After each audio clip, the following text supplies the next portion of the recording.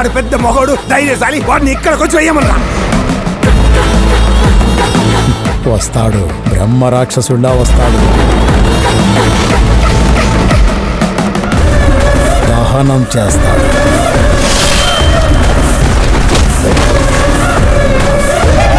ఎవర్రా వేసేసి?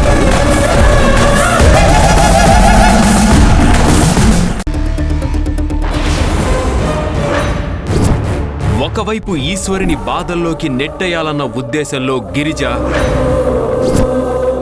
మరోవైపు సుందరాన్ని తన గుప్పెట్లో పెట్టుకోవాలనుకున్న ప్రణతి. నీకు మత్తు మందిచ్చి నువ్వు నన్ను దోచుకున్నావని నిన్ను నమ్మిస్తా. పద్మవ్యూహంలో చిక్కుకున్న ఈశ్వరి ఎలా బయటపడనుంది?